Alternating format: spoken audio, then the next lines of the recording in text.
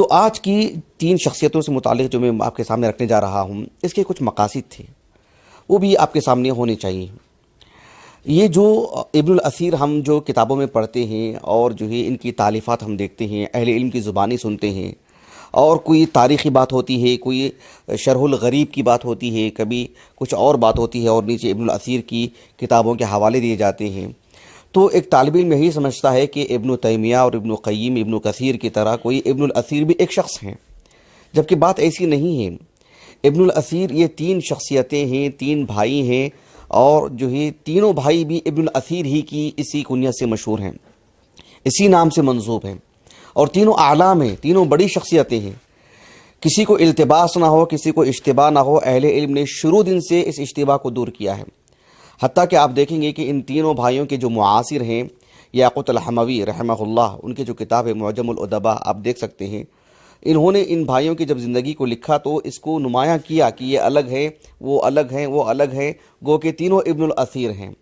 ان کے ایک اور معاصر ہیں ابن خلکان رحمہ اللہ، وفیۃ الاعیان میں مستقل طور پر نشاندہی کی ہے کہ یہ بھائی ابن الاثیر ہیں، لیکن ان کے اور بھائی بھی ابن الاثیر ہی سے مشہور ہیں، ان کے ایک اور بھائی بھی ہیں، وہ بھی ابن الاثیر سے مشہور ہیں، تاکہ طلبہ کو جو ہے التباس نہ ہو۔ تاج العروس جو کتاب ہے علامہ الزبیدی کی، انہوں نے بھی اس کو جو ہے اس اشتباہ کو دور کیا ہے، حالانکہ وہ لغت کی کتاب ہے، لیکن حمزہ سارہ اس مادے میں دیکھیں گے آپ کہ جو الاثیر اور ابن الاثیر، پھر اس ضمن میں ان 3 بھائیوں کا تذکرہ انہوں نے کر دیا ہے، یہ بتانے کے لیے کہ تینوں الگ الگ ہیں، 3 شخصیتیں ہیں۔ تو یہ مجھے آپ کے سامنے ذکر کرنا تھا۔ حافظ ابو عبداللہ الذہبی نے بھی تذکرۃ الحفاظ میں اس کی طرف اشارہ کیا ہے۔ تو یہ ایک طالب علم کے طور پر عیب کی بات ہے کہ ہم یعنی ابن الاثیر ایک شخص کو جانیں، اس کے کئی نقصانات بھی ہیں۔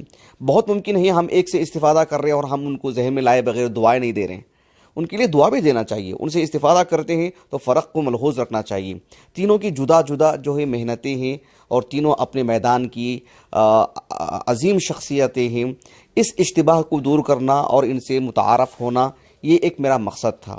ایک دوسرا مقصد یہ بھی ہے کہ ان 3 شخصیتوں کے جو والد ہیں، ان کی بھی بڑی عظیم خدمات ہیں، آپ دیکھیں گے تو دنگ رہ جائیں گے، سنیں گے تو حیران ہو جائیں گے آپ، کیونکہ یہ تینوں شخصیتیں ایسی ہیں جو اپنے اپنے میدان کی، اپنی اپنی صلاحیتوں اور اپنے اپنے میدان سے متعلق انہوں نے ایسی کتابیں تالیف کی ہیں، امت ان کو مرجع مانتی ہے، امت استفادہ کرتی ہے۔ النہایہ فی غریب الحدیث قطعی نظر تینوں میں سے کس کی ہم بعد میں بتائیں گے، لیکن معروف کتاب ہے، سب جانتے ہیں۔ الکامل فی التاریخ کتنی واضح اور معروف کتاب ہے۔ جامع الاصول فی احادیث الرسول اگر آپ استفادے کی نیت سے جائیں گے اور پڑھیں گے تو آپ کو عام شروحات حدیث سے ہٹ کر کے بہت ساری نوادرات اس میں ملیں گے آپ کو۔ تو یہ اس قدر عظیم کتابیں ہیں، لیکن ہم جانتے نہیں ہیں کہ ان میں سے کون کس کتاب کا مؤلف ہے، یا کون سی کتاب کس مؤلف کی تالیف کردہ ہے، یہ ہمیں نہیں معلوم ہے، جبکہ تینوں کبار ہیں، اعلام ہیں، بڑی شخصیتیں ہیں۔ ان کے جو والد ہیں، یہ ان کا تعارف کرانا بھی میرا مقصود ہے۔ اور دیکھیے، ہم ایک شخصیت کو لے کر کبھی 2 گھنٹے کا پروگرام کرتے ہیں، 3-4 شخصیتوں کے تذکرے ہوں گے، اور نہایت اختصار کے ساتھ صرف آدھے گھنٹے کے اندر صرف ایک ذہن کھولنا مقصود ہے، ایک فکرہ دینا مقصود ہے مجھے آپ کو۔ ان کے جو والد محترم ہیں، جو اثیر الدین، میں نے بارہا کہا ہے کہ جو ہے قدیم علماء میں آج سے تقریباً 300 سال 400 سال پہلے تک بھی یہ چیز تھی، اس کے بعد جو ہے تقریباً امت میں یہ چیز فوت ہوتی جا رہی ہے، اور خیر القرون میں تو اس کا وجود ہی نہیں تھا۔ نیک فعال کے طور پر بچے کے نام سے آگے صلاح الدین، اثیر الدین، کمال الدین یا نور الدین اس جیسا جو ایک لقب کے طور پر رکھتے تھے، ایک نیک فعال کے طور پر۔ کوئی اسی نام سے مشہور ہو جاتے، کوئی اپنے نام سے مشہور ہوتے وغیرہ۔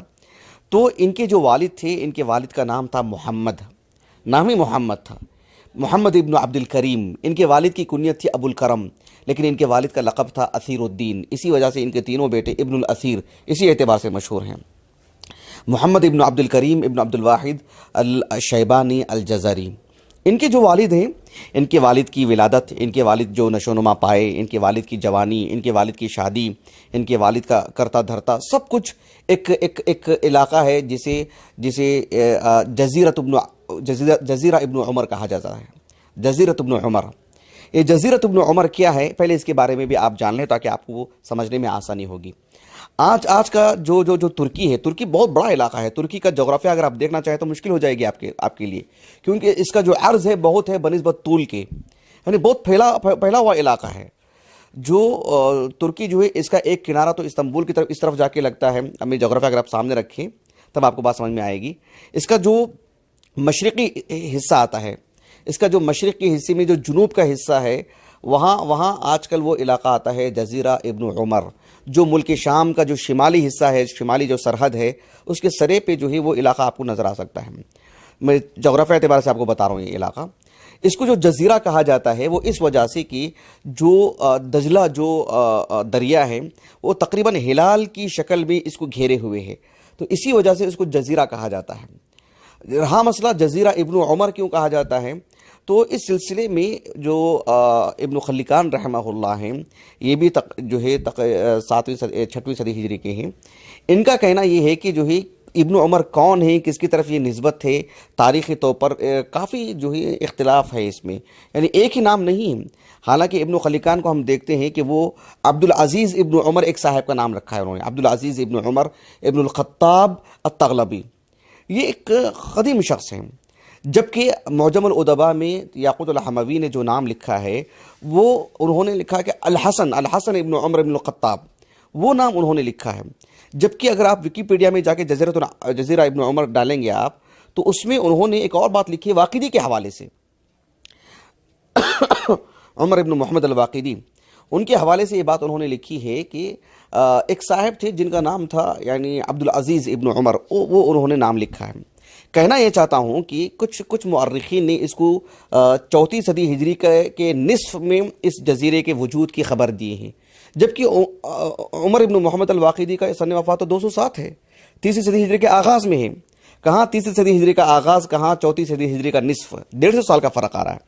تو بہرحال اس میں کافی اختلاف ہے، یہی زیادہ بہتر ہے کہ جزیرہ ابن عمر، وہ کون ہے رہنے دیں اس کو، لیکن اسی نام سے یہ کافی مشہور ہے جزیرہ ابن عمر۔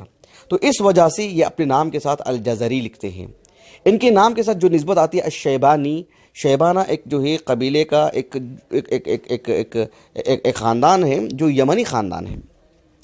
جو لوگ رسول اللہ صلی اللہ علیہ وسلم کی بعثت سے پہلے کی تاریخ پڑھتے ہیں، اگر آپ پڑھیں گے تو آپ کو معلوم ہوگا، سد معارف کے بعد جو بڑی تعداد میں قبائل کوچ کر گئے، یعنی یمن سے نکل کر کے شمال چلے گئے، بہت بڑی تعداد، ایک تعداد عراق چلے گئی، تو وہیں جو ہے جا کر کے بسے۔ کتب ستہ کے رجال کو پڑھیں گے، ان کے ناموں کے ساتھ جو نسبتیں لگی ہوئی رہتی ہیں وہ ان علاقوں کے نہیں ہیں، ان کے آبا و اجداد سب یمن اور جو ہے عمان کے رہے ہیں، وہ خاندانی اعتبار سے میں آپ کو بتا رہا ہوں۔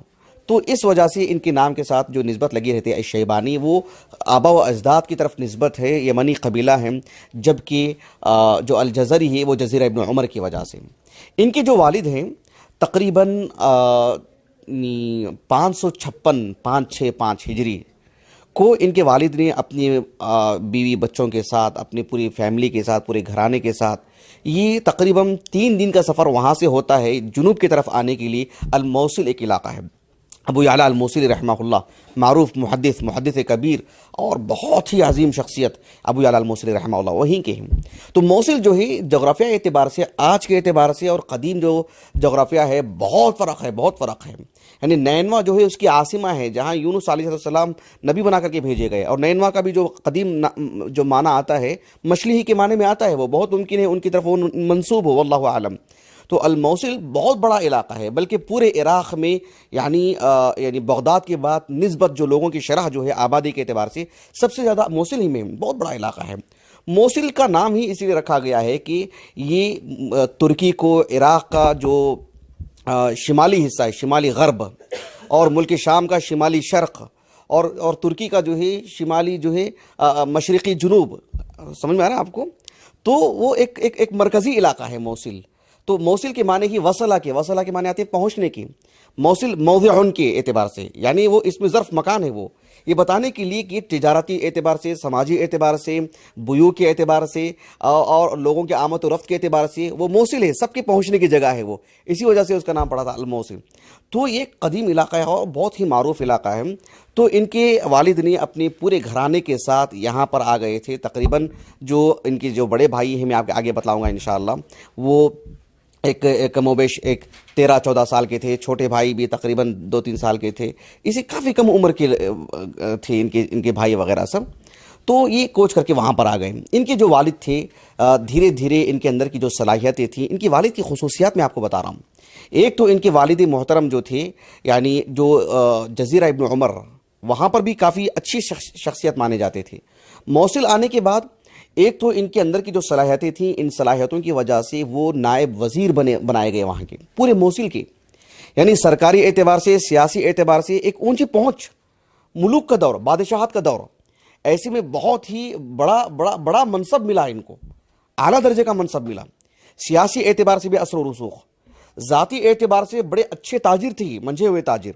اور تاجر ہونے کی وجہ سے ان کی زمینیں کئی تھیں، ان کے گھر کئی تھے، ان کے نوکر چاکر کئی، سب کچھ. ایک اچھی زندگی، تنعم والی زندگی، سیاسی اعتبار سے بھی اچھی زندگی، تجارت تاجر ہونے کی وجہ سے اور وہ منصبدار ہونے کی وجہ سے مالدار بھی اچھے ہیں. اور اس سب کے باوجود اللہ سبحانہ و تعالیٰ نے آپ کو بہت ذہین و فطین بنایا، آپ کو صاحب علم بنایا، آپ کو بہت دیندار تھے آپ.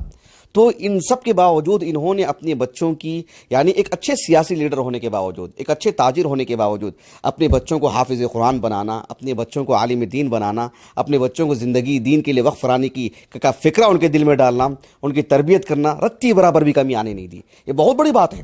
ہم مدارس کی زندگی سے آتے ہیں، تقریباً 80% طلبہ جو ہے تقریباً غریب گھرانے کے ہوتے ہیں، اور ایک 15% طلبہ جو ہے متوسط گھرانے کے ہوتے ہیں.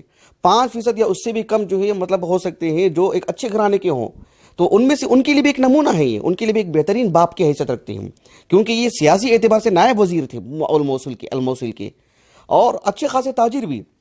ان سب کے ساتھ ساتھ اللہ سبحانہ و تعالیٰ نے آپ کو اتنا دیندار، اتنا ذہین فطین کہ ایک اعیان میں سے تھے، الموصل کے اثریا میں سے تھے، اچھی اور چنندہ شخصیات میں سے تھے، اور اپنے بچوں کی تربیت میں رتی برابر بھی کمی آنی نہیں دی. اور الحمدللہ الموصل جو علاقہ تھا، یہ ایک علمی جگہ، بڑے بڑے علماء، بڑے بڑے مدارس، اور علماء کی آمد و رفت، علماء کا کوچ کر کے وہاں آنا، رحلات کے نام پر آنا، اس وجہ سے بھی وہ علمی اعتبار سے بھی کافی اچھی جگہ.